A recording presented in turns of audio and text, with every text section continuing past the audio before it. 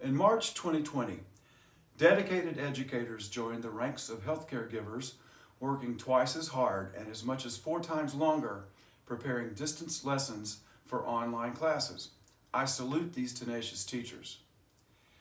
In this short video, I will give you a taste of the live and/or online guest lecture series I've developed in the hopes that it can enhance your programming and provide a window into a pivotal time in cultural history.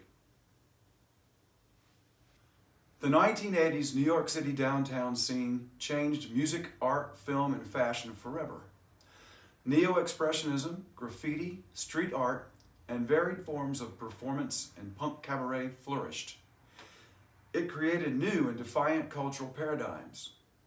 For some, acceptance into the pantheon of art stardom brought unprecedented wealth and fame. By sharing images, stories, and context of the moment, I hope to engage students in the core issues and show how many of these concerns, such as gentrification, racism, gender politics, and class conflict, continue to resonate today. First, some background. I am an artist, a musician, and a writer with a long and varied career, some might say a checkered one. I was a young painter living and making art in the Lower East Side while teaching in Harlem throughout the decade. The people I met and firsthand experiences I had there are the inspiration for this series. I began writing about these experiences in 2018.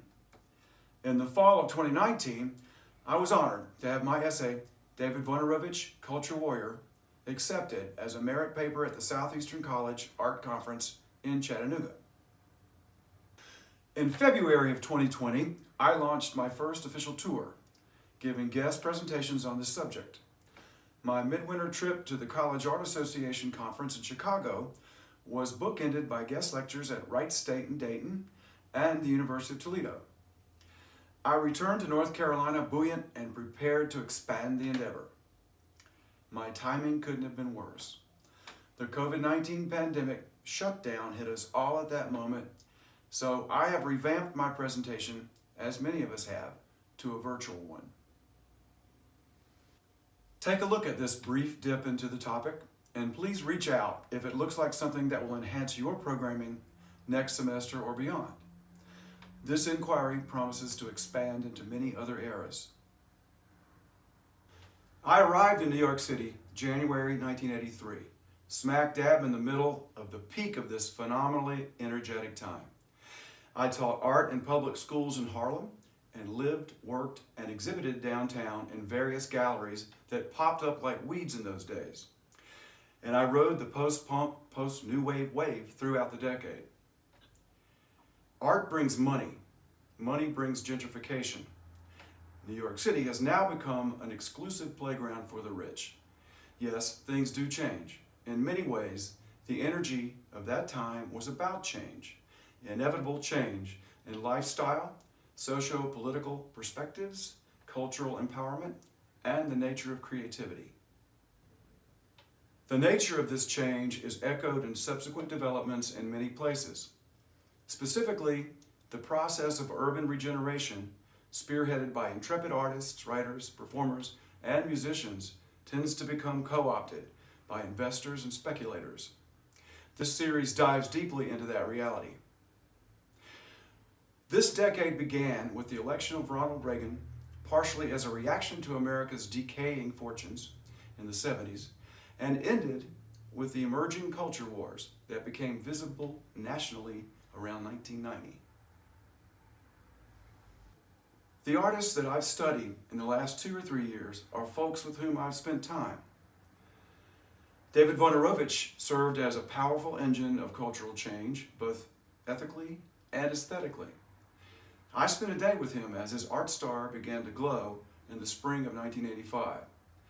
He was at Mnuchin Mansion Gallery, which was located right across the street from Beulah Land, an art bar where my first solo show was hanging at the time. This location was right near Tompkins Square Park, where a violent riot occurred a few years later when Mayor Koch sent the police in to clear out the homeless squatters. Work from David's Explorations of History show, which sold out, was being stored and prepared for shipping. On the floor were materials including images for what would become his Four Elements paintings. The Four Elements series is arguably his finest work and the apogee in his development as a painter. It was during that afternoon I spent with David that I realized I was in the presence of an uncompromising intensity, a force of nature. Vonderovich would be lost to us in 1992 due to the AIDS epidemic. Before his passing, he would become an integral warrior in at least two major battlegrounds: the protests calling for AIDS research funding that would become the ACT UP movement, and the Senate hearings calling for the defunding of the National Endowment for the Arts, driven by North Carolina Senator Jesse Helms.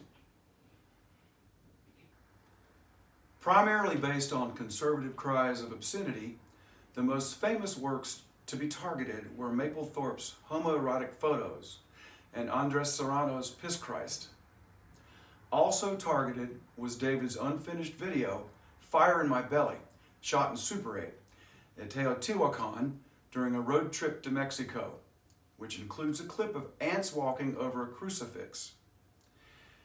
This reactionary outrage reemerged in 2010, 18 years after his death, when it was pulled from an exhibition at the National Portrait Gallery called Hide, Seek, Difference, and Desire in American Portraiture. The whole thing was taken out of context, as Vonnerovich had used the image to illustrate the reality of the suffering that AIDS victims experience. It was not designed to attack Catholicism. Such culture wars continue to be waged to this day. Vonderovich had entered the downtown scene as a street artist, first making himself known through a series of on-site photos called Rimbaud in New York City, echoing a similar period of cultural upheaval, the 1870s Paris Commune, which inspired Rimbaud's imagist poems that he called poesies. His masterpiece, A Season in Hell, emerged from these experiences.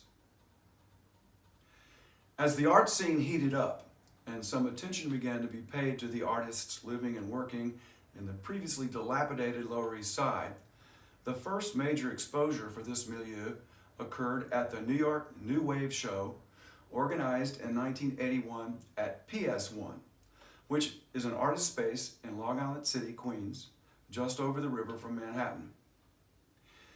This show included many of the soon-to-become downtown royalty: Jean-Michel Basquiat, Keith Haring, Maripol, Robert Mapplethorpe, Nan Golden, and bona fide stars such as musician Brian Eno and the legendary William S. Burroughs. David was not invited, but in his perennially subversive way, he found a spot.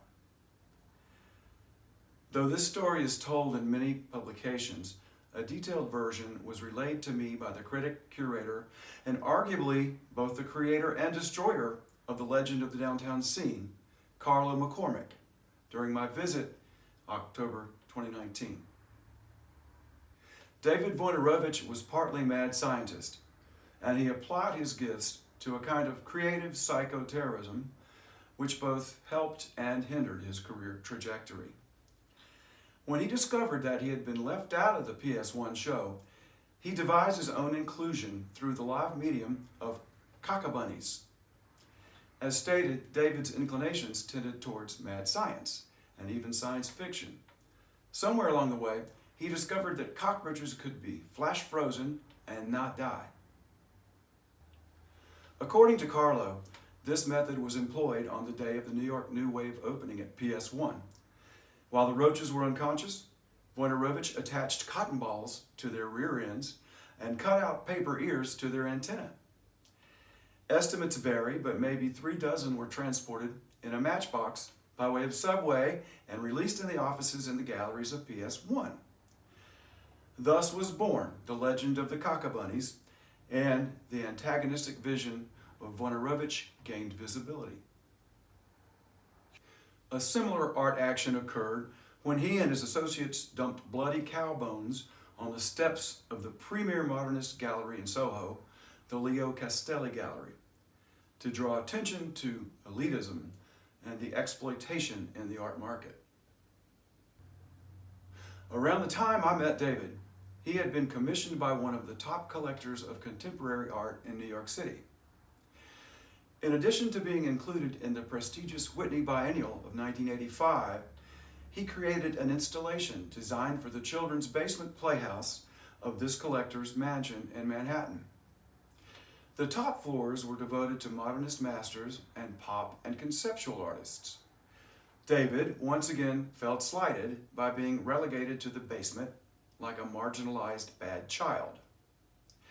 He proceeded to bring his neighborhood uptown.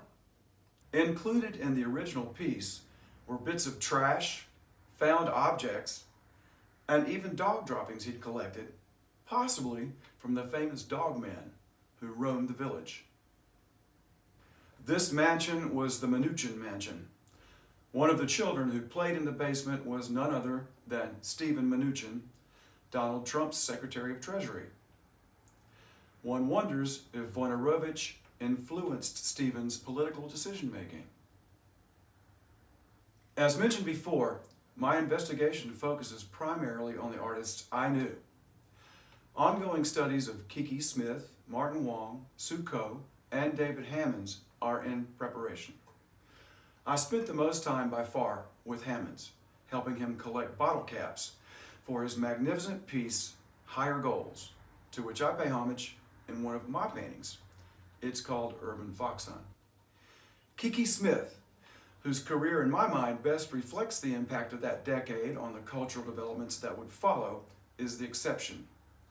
I only met her in passing at random art openings. The more I research this topic, and the more I reflect on those intensely heady days and nights, the more I see evidence that supports my opinion regarding its effect on that which has followed.